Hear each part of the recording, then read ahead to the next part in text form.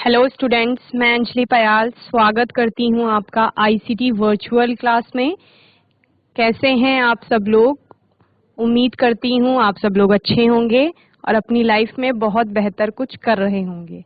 आज हम बात कर रहे हैं क्लास 12th की केमिस्ट्री की, जिसमें हमारा चैप्टर चल रहा है अल्कोहल, फिनॉल्स एंड ईथर्स, जिसमें हमने काफ़ी चीज़ें पढ़ ली हैं। क्लासिफिकेशन देख लिया था, नॉमेनक्लेचर देख लिया था, बनाने की विधियां देख ली थी अल्कोहल और फिनॉल की, और लास्ट सेशन में हमने कंप्लीट किया था केमिकल प्रॉपर्टीज ऑफ अल्कोहल, यानी अल्कोहल की केमिकल कंपाउंड से अलग अलग तरह से रिएक्शन कराएंगे और फिर देखेंगे किस तरह से वो रिएक्ट करके नए आपके प्रोडक्ट बनाते हैं। ओके, आज के सेशन में हम केमिकल प्रॉपर्टीज पढ़ेंगे फिनॉल्स की। आइए चलते हैं।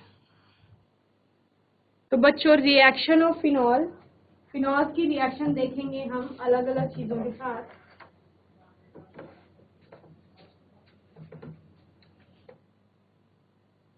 सबसे पहले बात करते हैं एरोमेटिक इलेक्ट्रोफिलिक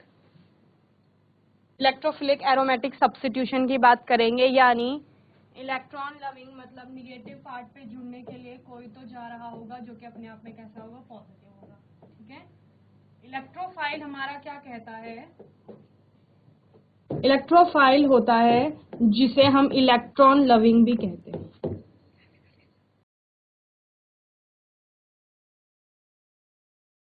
इलेक्ट्रॉन लविंग का मतलब क्या है? इलेक्ट्रॉन अपने आप में कैसा है? निगेटिव चार्ज है। ठीक है, तो निगेटिव चार्ज को की तरफ को पसंद कौन करेगा या उसकी तरफ अट्रैक्ट कौन होगा? जो अपने आप में कैसा होगा?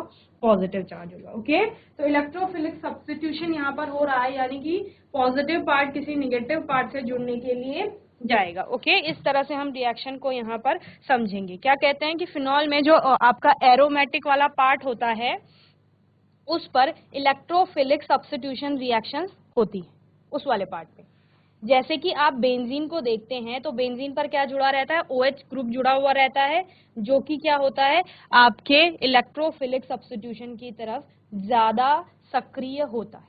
ओके, और उसी की वजह से आपके ऑर्थो पैरा डायरेक्टिंग ग्रुप्स या ऑर्थो पैरा डायरेक्टिंग कंपाउंड्स बनते हैं।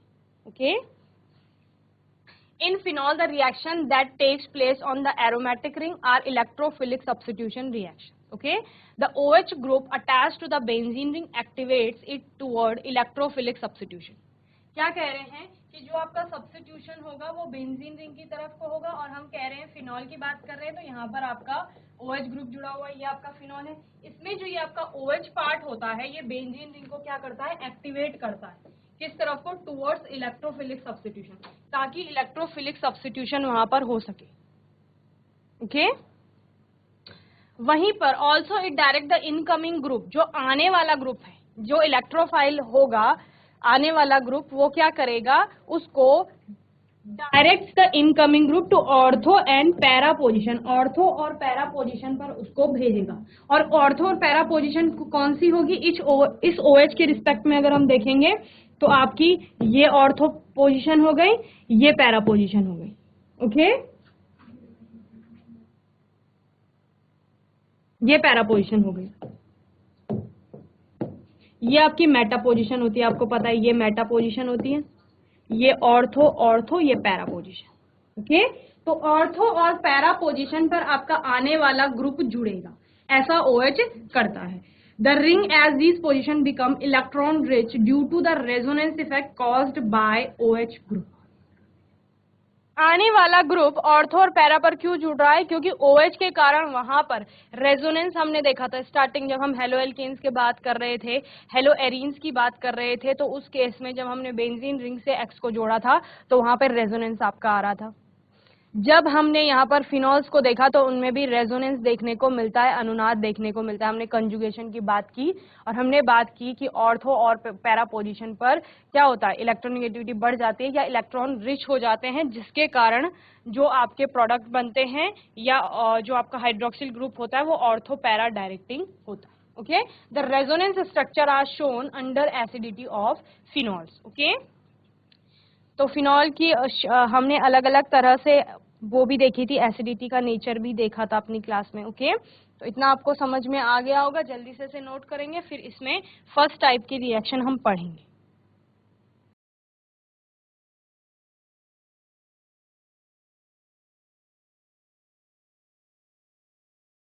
फिनॉल की अभिक्रियाएं, इसको हम कह रहे हैं।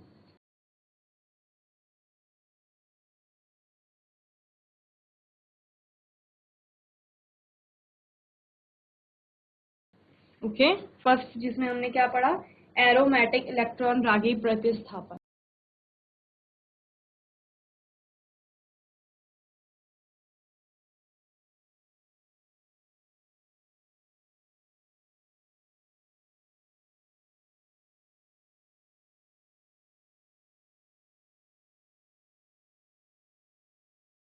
एरोमेटिक इलेक्ट्रॉन रागी प्रतिस्थापन।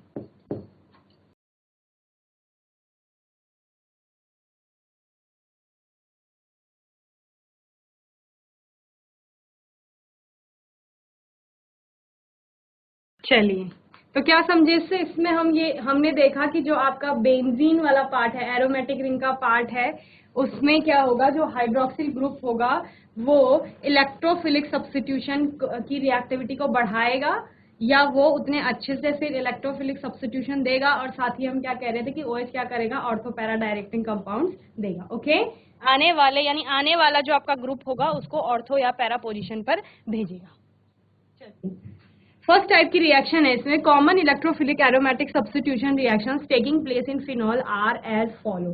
कुछ इलेक्ट्रॉन रागी एरोमेटिक प्रतिस्थापन अभिक्रियाएं यहाँ पर बताई गई हैं। पहला आपका है नाइट्रेशन। नाइट्रेशन आपको पता है, यहाँ पर आपका सल्फ्यूरिक एसिड लिया जाता है, डाइल्यूट सल्फ्यूरिक एसिड लेते हैं और उसके साथ फिनॉल की रिएक्शन कराएंगे, तो देखते हैं कौन सा कंपाउंड आपका बनेगा। With dilute nitric acid at low temperature 298 Kelvin, phenol yields a mixture of ortho and para nitrophenols. Okay, क्या लिया जा रहा है, एक फिनॉल लिया जा रहा है। फिनॉल क्या होता है आपका, बेंजीन रिंग पर OH ग्रुप,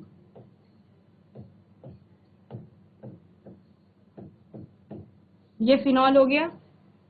इसकी रिएक्शन किससे कराएंगे, डाइल्यूट नाइट्रिक एसिड HNO3 से कराएंगे। यहां से क्या निकलेगा, आपका NO2 ग्रुप निकलेगा।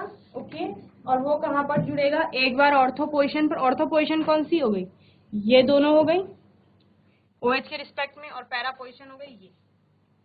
तो जोड़ लीजिए, एक बार ऑर्थो पोजीशन में NO2 ग्रुप जुड़ेगा आपका,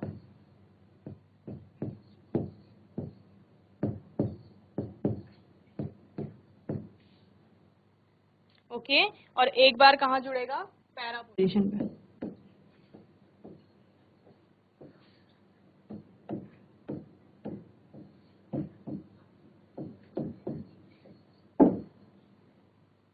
तो ये आपका क्या था, फिनॉल था। फिनॉल का नाइट्रीकरण हुआ यानी नाइट्रेशन हुआ डाइल्यूट HNO3 की प्रेजेंस में, तो एक आपका बना ऑर्थो नाइट्रोफिनॉल, ओ नाइट्रोफिनॉल, और दूसरा आपका बनता है पैरा नाइट्रोफिनॉल।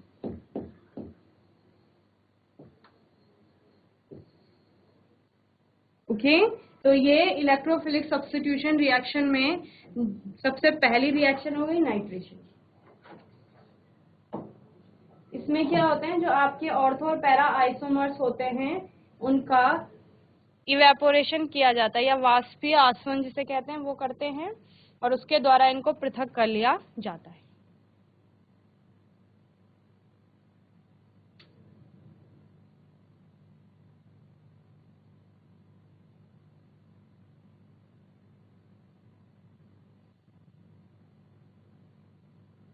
यहाँ पर इंटरमॉलिक्यूलर हाइड्रोजन बॉन्ड्स इनके बीच में पाए जाते हैं, और उसके बाद उसके कारण क्या होता है, जो ऑर्थो नाइट्रोफिनॉल होते हैं वो आपका वेपर्स बना लेते हैं, या वाष्पित इवेपोरेट हो जाएंगे ऐसे कहेंगे, और जबकि आपके जो पैरा नाइट्रोफिनॉल होते हैं वो लेस वेपराइज होते हैं या कम वाष्पशील होते हैं। ओके, क्योंकि इनमें जो आपका इंटरमॉलिक्यूलर हाइड्रोजन बॉन्ड्स होते हैं वो प्रेजेंट रहते हैं। ठीक है,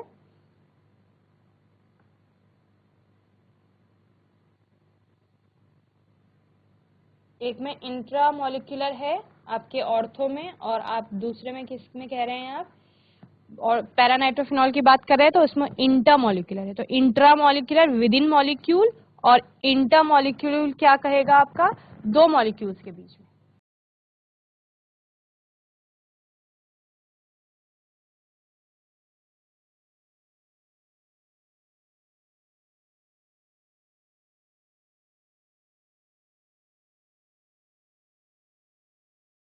किस तरह से हम बता रहे हैं, अगर बात की जाए इसकी ऑर्थो नाइट्रोफिनॉल की, तो ऑर्थो नाइट्रोफिनॉल को बना लीजिए, ओ है आपका,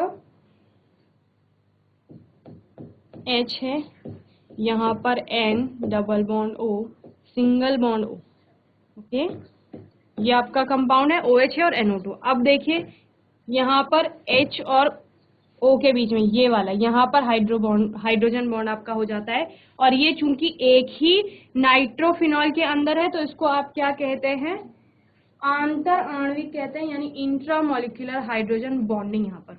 दूसरी किसकी बात करें, पैरा की बात कर रहे हैं, तो पैरा में आपका क्या हो रहा है, पैरा में दो मॉलिक्यूल होंगे अलग अलग पैरा नाइट्रोफिनॉल के, जिनके बीच में बॉन्डिंग होगी।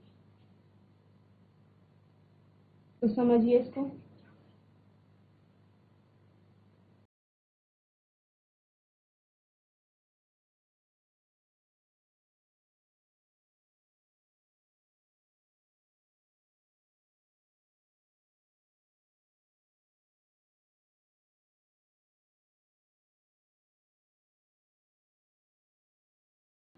ये आपका एक पैरा नाइट्रोफिनॉल है इस प्रकार। एक और पैरा नाइट्रोफिनॉल का मॉलिक्यूल बना लो,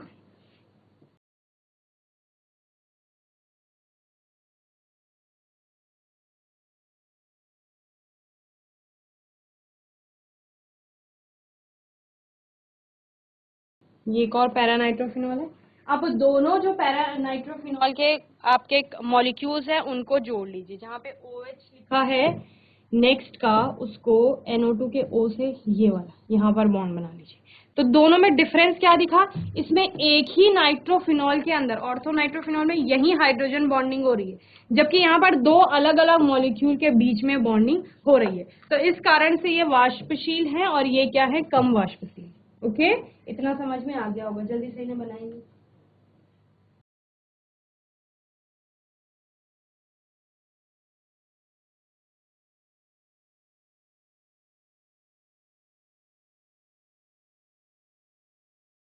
यहाँ पर इंट्रामॉलिक्यूलर है और यहाँ पर क्या है, इंटरमॉलिक्यूलर।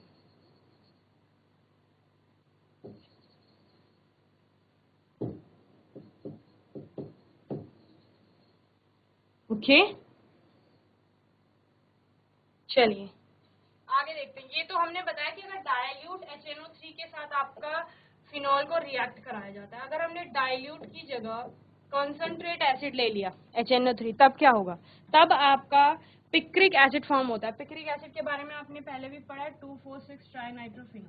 ओके, तो ये आपका फिनॉल है, इसको रिएक्ट कराएंगे कॉन्सेंट्रेट HNO3 से। नाइट्रोजन यहाँ पर भी होगा, लेकिन यहाँ पर क्या बनेंगे, ऑर्थो पैरा दोनों पोजीशन पर NO2 ग्रुप आ जाएंगे।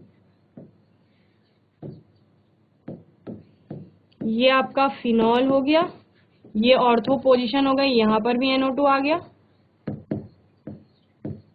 ये आपकी पैरा पोजीशन हो गई, यहाँ पर भी NO2 आ गया। तो क्या हो गया, 2 4 6 2 4 6, ये आपकी 2 3 4 5 6, ये 1।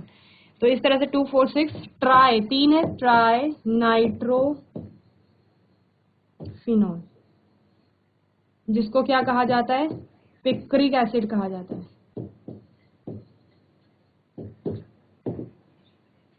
ओके, जल्दी से नोट करिए इसे।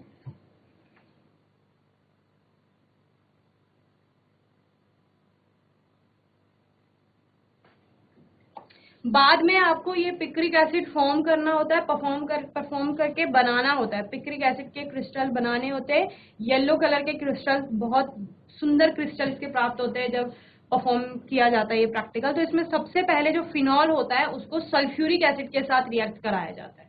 ओके। जब फिनॉल आपका सल्फ्यूरिक एसिड के साथ रिएक्ट करता है तो उस टाइम डाइसल्फोनिक एसिड बनते हैं, 2,4 डाइसल्फोनिक एसिड, और उसके बाद डाइसल्फोनिक एसिड का नाइट्रेशन होता है और यानी उसको HNO3 के साथ रिएक्ट कराया जाता है, तब आपको पिक्रिक एसिड प्राप्त होता है। ओके।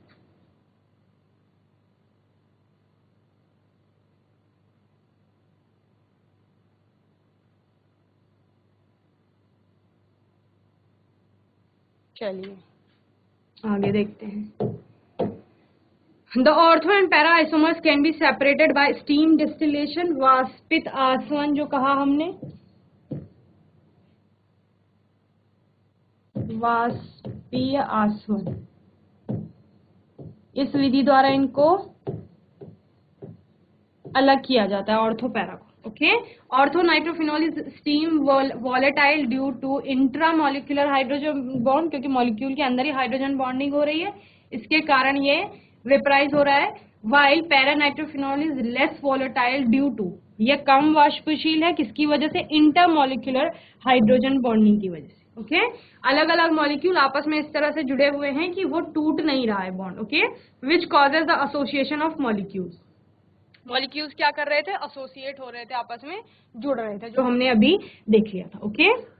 इसके बाद with concentrated nitric acid phenol is converted to 2,4,6 tri nitrophenol. इसकी रिएक्शन हमने देख ली कि अगर हम डाइल्यूट HNO3 की जगह कंसंट्रेट HNO3 लेते हैं तभी आपका पिक्रिक एसिड फॉर्म हो जाता है। Okay. The yield of the reaction product is very poor.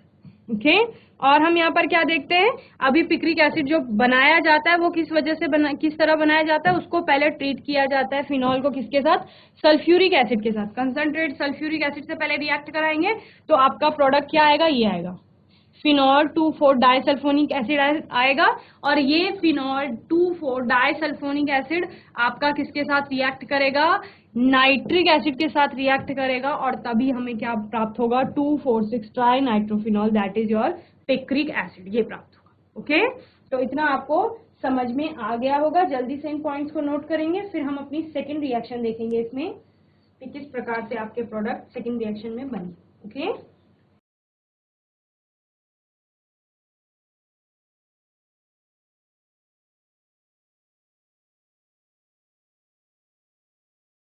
चलिए इलेक्ट्रोफिलिक सब्स्टिट्यूशन रिएक्शन में अब सेकंड देखते हैं, हेलोजिनेशन यानी हेलोजनन जिसे कहा जाता है। ओके। इसमें क्या होता है? On treating phenol with bromine different reaction products are formed under different experimental condition. Okay. तो इसमें क्या किया जाता है? फिनॉल को ब्रोमीन के साथ रिएक्ट कराया जाता है, अलग अलग रिएक्शन कंडीशंस रखी जाती है, अलग अलग स्थितियों में उसे रिएक्ट कराया जाएगा और अलग अलग प्रोडक्ट प्राप्त होंगे। पहला क्या कहता है? When the reaction is carried out in solvent of low polarity, जब रिएक्शन को, ब्रोमीन तो होगा ही वहां पे, लेकिन उसके अलावा क्या किया जाएगा? ऐसे सॉल्वेंट के साथ उसको रिएक्ट कराया जाएगा जहां जिनकी पोलैरिटी कैसी होगी? कम होगी, कम ध्रुवण होगा जिनका। ओके। सच एज CHCl3 और CS2। इन दोनों की प्रेजेंस में अगर रिएक्शन को लेके चलेंगे with very low temperature, monobromophenols are formed. उस केस में क्या प्राप्त होंगे? आपके मोनोब्रोमोफिनॉल्स फॉर्म होंगे। ओके। चलिए रिएक्शन लिख लीजिए। क्या समझ में आया? ऑब्वियसली फिनॉल का हम क्या पढ़ रहे हैं? केमिकल रिएक्शन पढ़ रहे हैं, तो फिनॉल तो लेंगे ही। तो सबसे पहले फिनॉल ले लीजिए, ये आपका फिनॉल हो गया OH। ओके। फिनॉल की रिएक्शन ब्रोमीन के साथ होगी, लेकिन कैसे होगी? CS2 as a solvent, CS2 in Br। Okay. With very low temperature 273 kelvin, degree Celsius में चेंज करेंगे तो बहुत कम आ जाएगा टेम्परेचर। ओके। और क्या बनेंगे? आपके मोनोब्रोमोफिनॉल्स बनेंगे। और चूंकि हमने पहले ही पढ़ लिया है इलेक्ट्रोफिलिक सब्स्टिट्यूशन में कि आपके ऑर्थो और पैरा डायरेक्टिंग बनेंगे, तो एक बार आपका क्या बनेगा?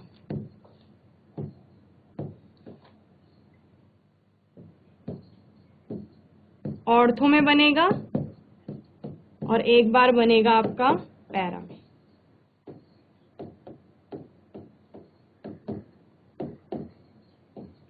आपको पता है ये मेजर बनता है और ये माइनर बनता है। रीजन भी पता है आपको क्यों मेजर क्यों माइनर बनेंगे?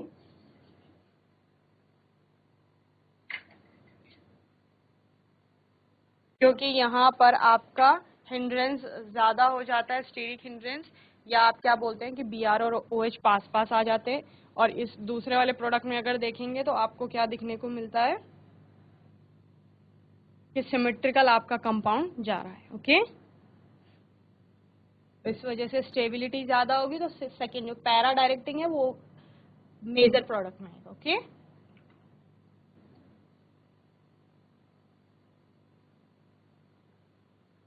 the usual halogenation of benzene takes place in the presence of a Lewis acid such as FeBr3, which polarizes the halogen molecule. In case of phenol, the polarization of bromine molecule takes place even in the absence of Lewis acid. It is due to the highly activating effect of OH group attached to the benzene. Okay. Next B आपका कहता है कि अभी bromine water के साथ इसको react कराया जाएगा और ब्रोमीन वाटर के साथ रिएक्ट कराने पर 2,4,6 ट्राइब्रोमोफिनॉल जो कि वाइट प्रेसिपिटेट आपका देगा बनाया जाएगा। ओके, चलिए फिनॉल ले लीजिए। फिनॉल की रिएक्शन किसके साथ करानी है? ब्रोमीन वाटर के साथ करानी है।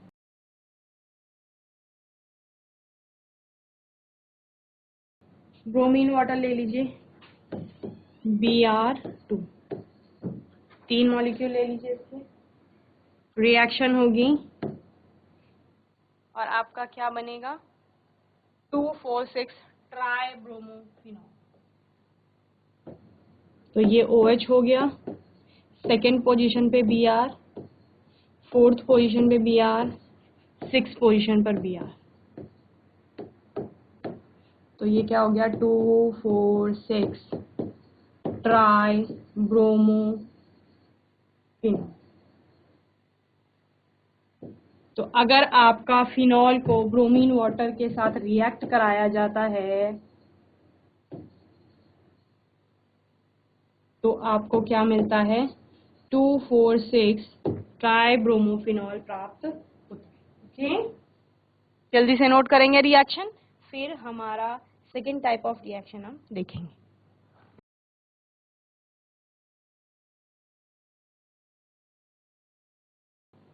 अब बारी आती है नेम रिएक्शंस की। सबसे पहले है कॉल बेस रिएक्शन। ओके, पहला टाइप हमने क्या पढ़ा? जहां पे आपका इलेक्ट्रोफिलिक सब्स्टिट्यूशन हो रहा था, जिसके हमने 2 पार्ट पढ़ लिए।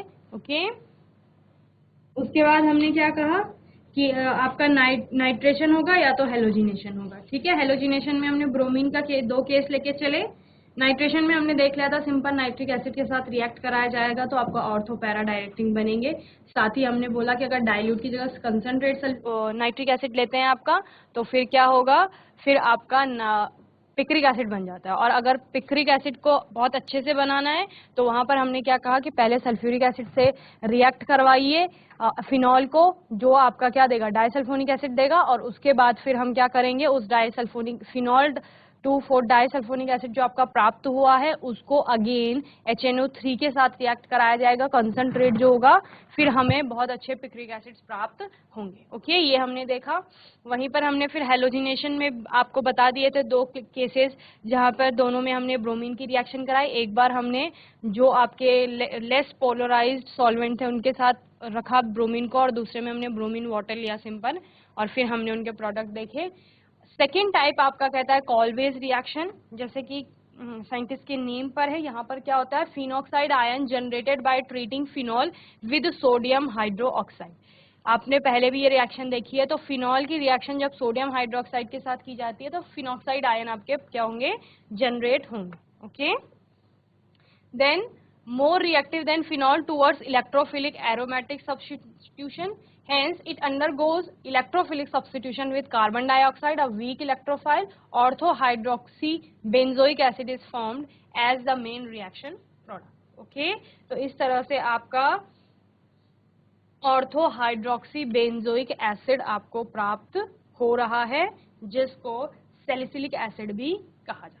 ओके, तो क्या कहा? जब फिनॉक्साइड आयन बन जाएगा तो वो और अच्छा होगा किसके लिए? इलेक्ट्रोफिलिक, और अच्छा इलेक्ट्रोफिलिक सब्स्टिट्यूशन देगा, यानी इलेक्ट्रोफिलिक सब्स्टिट्यूशन में जाएगा। और किसके जाता है? साथ जाता है कार्बन डाइऑक्साइड वहां पर होता है, और एक कोई कार्बन डाइऑक्साइड वीक इलेक्ट्रोफाइल की तरह वहां पर बिहेव करता है। ठीक है, तो सबसे पहले क्या ले लेंगे, क्योंकि फिनॉल की केमिकल प्रॉपर्टीज देख रहे हैं तो फिनॉल ले लेंगे। ये फिनॉल है, हमने क्या बोला, इसको किसके साथ रिएक्ट कराना है, सोडियम हाइड्रोक्साइड के साथ रिएक्ट करा लिया। अब क्या बनेगा, फिनॉक्साइड आयन बनेगा। फिनॉक्साइड आयन क्या था, OH की जगह ON आ जाएगा, that is your phenoxide ion. Okay, फिर इसकी रिएक्शन CO2 और H+, यानी कोई एसिड होगा यहाँ पे। ओके, और आपका क्या प्राप्त होंगे, 2 हाइड्रोक्सी बेंजोइक एसिड। 2 हाइड्रोक्सी, क्योंकि COH ज्यादा उसका है तो यहाँ से नंबरिंग करेंगे, OH आपका सेकंड पोजीशन पे आ जाएगा। इस तरह से आपको क्या प्राप्त होंगे, प्रोडक्ट प्राप्त होंगे। ये क्या है, 2 हाइड्रोक्सी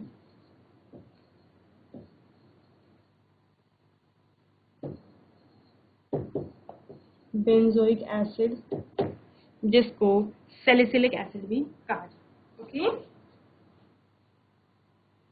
चलिए, तो ये कॉलवेज रिएक्शन है जहां पर आप क्या कहते हैं, फिनॉल को सोडियम हाइड्रोक्साइड के साथ ट्रीट कराओ, फिनॉक्साइड आयन मिलेगा, उसको कार्बन डाइऑक्साइड के साथ ट्रीट कराओ, और फिर क्या होगा, इलेक्ट्रोफिलिक सब्स्टिट्यूशन में वो जाएगा, और वहां पर आपका क्या होगा, फिर आपको हाइड्रोक्सी बेंजोइक एसिड प्राप्त होगा। ओके, ये कॉलवेज रिएक्शन कहती है। नेम रिएक्शन आपको बहुत अच्छे से पढ़नी है, क्योंकि इस पर क्वेश्चन अधिकतर बनते हैं। ओके,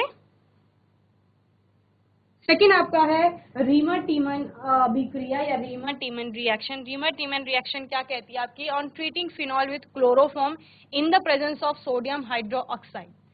क्या होगा, फिनॉल को क्लोरोफॉर्म के साथ रिएक्ट कराया जाएगा, किसकी प्रेजेंस में, सोडियम हाइड्रोक्साइड की प्रेजेंस में। CHO group is introduce at ortho position of benzene ring. Benzene ring की ऑर्थो पोजीशन पर एल्डिहाइड ग्रुप आपका प्रवेश करेगा। ओके, और इस अभिक्रिया को क्या कहते हैं, रीमर टीमन अभिक्रिया कहते हैं।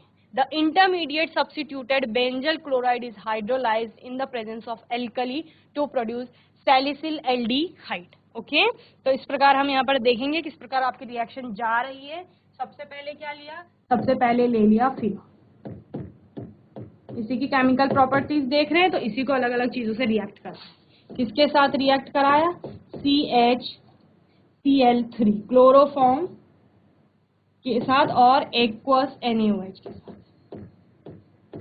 इनके साथ रिएक्ट कराया। एक इंटरमीडिएट फॉर्म होगा, इंटरमीडिएट क्या कहता है आपका, बेंजल क्लोराइड जिसको कहा गया,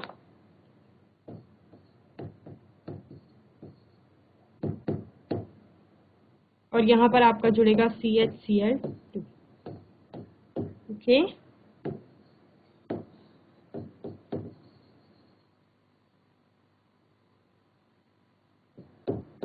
ये इंटरमीडिएट बना। फिर अगेन सोडियम हाइड्रोक्साइड ने रिएक्ट किया और आपका क्या कहा कि ऑर्थो पोजीशन जो होगी यहाँ पर क्या होगा, आपका एल्डिहाइड ग्रुप इंट्रोड्यूस होगा या वो प्रवेश करेगा।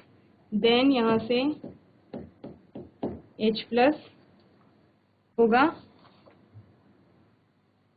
और क्या बन जाएगा आपका,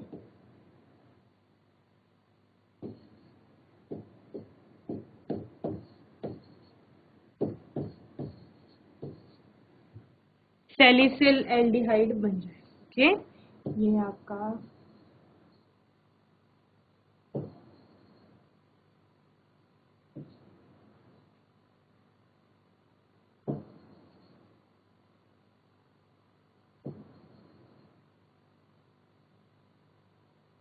सैलिसिल एल्डिहाइड। ओके,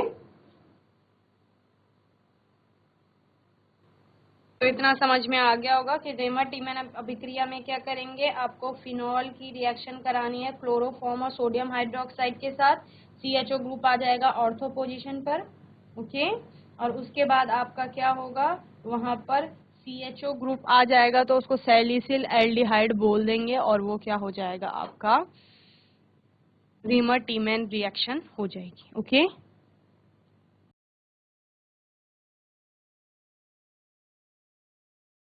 चलिए नेक्स्ट रिएक्शन है आपके, reaction of phenol with zinc dust. Zinc dust के साथ फिनॉल की रिएक्शन कराते हैं और यहाँ पर आपको फिनॉल से बेंजीन प्राप्त हो जाता है। ओके, तो ये आपका क्या है, this is your phenol plus Zn, zinc dust के साथ इसकी रिएक्शन कराते हैं। यशद रज इसको कहा जाता है हिंदी में, इसके साथ इसकी अभिक्रिया कराएंगे तो आपको क्या प्राप्त होगा, बेंजीन प्राप्त होगा। और ये ऑक्सीजन कहाँ जाएगा, ये ऑक्सीजन जाएगा जिंक के साथ और जिंक ऑक्साइड बन जाएगा। ओके, तो जब भी फिनॉल की रिएक्शन किससे कराएंगे, आपके जिंक डस्ट के साथ कराएंगे, जिंक के साथ कराई जाएगी तो बेंजीन आपको प्राप्त होगा और साथ में जिंक ऑक्साइड बनेगा। ओके,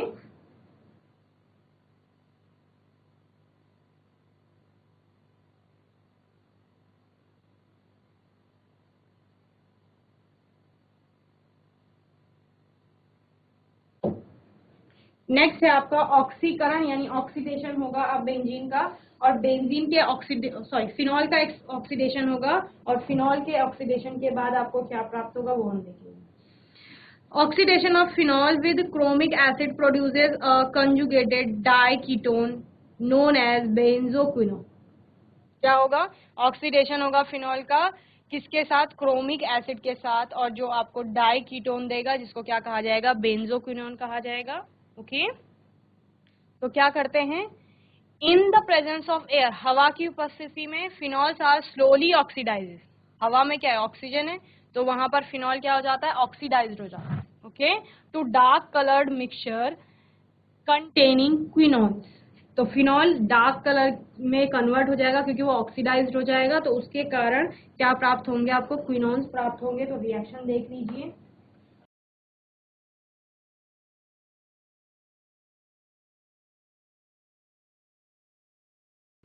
ये फिनॉल है आपका,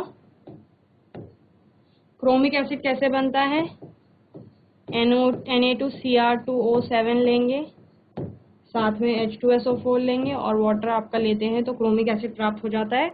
और यहाँ पर ऑक्सीडेशन होगा और उसके बाद आपको बेंजोक्विनोन मिल जाता है।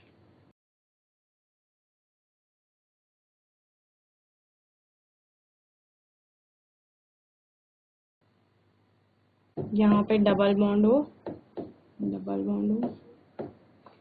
ये आपका क्या है, बेंजोक्विनोन।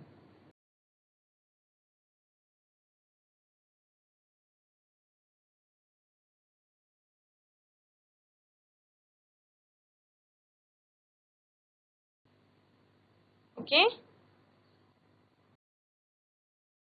तो यहाँ पर ऑक्सीडेशन के साथ साथ केमिकल प्रॉपर्टीज और फिनॉल समाप्त होता है। 5 केमिकल प्रॉपर्टीज हमने देखी।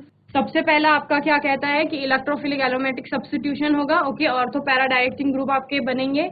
आपका नाइट्रेशन होता है HNO3 की प्रेजेंस में, डाइल्यूट में लिया जाता है तो ऑर्थो पैरा आपके डायरेक्टिंग ग्रुप बनते हैं। दूसरा क्या कहते हैं कि अगर कंसंट्रेट लिया जाएगा तो उस केस में आपके ट्राई नाइट्रोफिनॉल बनता है, यानी 3 जगह पर आपका नाइट्रो ग्रुप जुड़ेगा, 2 ऑर्थो पोजिशन पर और 1 पैरा पोजिशन। ओके, जिसे पिक्रिक एसिड भी कहा जाता है। वहीं पर पिक्रिक एसिड की बहुत अच्छी तरीके से बनाने की विधि यह है कि उसको पहले सल्फ्यूरिक एसिड से रिएक्ट कराएंगे फिनॉल को, देन आपका जो फिनॉल 2,4 डाइसल्फोनिक एसिड प्राप्त होगा उसको HNO3 के साथ रिएक्ट कराया जाएगा और तब पिक्रिक एसिड प्राप्त होंगे। हेलोजिनेशन कहता है कि ब्रोमीन के साथ रिएक्ट कराइए और आपके ब्रोमोफिनॉल्स प्राप्त होंगे।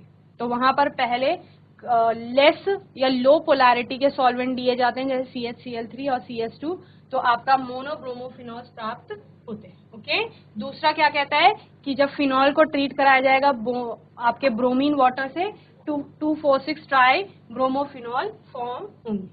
सेकेंड कॉल्बे रिएक्शन है जहां पर आपका हाइड्रोक्सी बेंजोइक एसिड प्राप्त होता है जब फिनॉल को सोडियम हाइड्रोक्साइड के साथ रिएक्ट कराया जाता है और आपका फिनोक्साइड आयन बनेगा जिसको कार्बन डाइऑक्साइड के साथ फिर से रिएक्ट कराया जाएगा। रीमर-टीमन रिएक्शन कहती है कि फिनॉल को ट्रीट कराइए क्लोरोफॉर्म और सोडियम हाइड्रोक्साइड के साथ, एक एल्डिहाइड ग्रुप ऑर्थो पोजीशन पर जुड़ने के लिए आएगा, सेलिसिल एल्डिहाइड बनाए। ओके, वहीं पर फोर्थ रिएक्शन कहती है जिंक डस्ट के साथ फिनॉल की रिएक्शन कराइए और बेंजीन प्राप्त होगा। ऑक्सीडेशन में क्या होगा, क्रोमिक एसिड के साथ फिनॉल को रिएक्ट कराएंगे और उसके बाद बेंजोक्विनोन प्राप्त होगा। तो इस प्रकार हमने सभी फिनॉल की केमिकल प्रॉपर्टीज को अच्छे से पढ़ लिया है। तो बच्चों आज के सेशन में हमने केमिकल प्रॉपर्टीज ऑफ फिनॉल को समझा, जिसमें हमने सबसे पहले इलेक्ट्रोफिलिक सब्स्टिट्यूशन की बात की, वहां पर नाइट्रेशन और हेलोजिनेशन हमने देखा, साथ ही हमने फिर कॉल्बे रिएक्शन देखी, रीमर टीमैन रिएक्शन देखी, और फोर्थ में हमने जिंक डस्ट के साथ फिनॉल को रिएक्ट कराया और वहीं हमने फिर फिनॉल का ऑक्सीडेशन किया। ओके तो ये पांचों प्रॉपर्टीज आपको अच्छे से समझ में आ गई होंगी। कोई डाउट होगा, क्वेश्चन होगा तो आप लोग नेक्स्ट सेशन में पूछ लेंगे। ओके और तब तक के लिए आईसीटी वर्चुअल क्लास से जुड़ने के लिए धन्यवाद।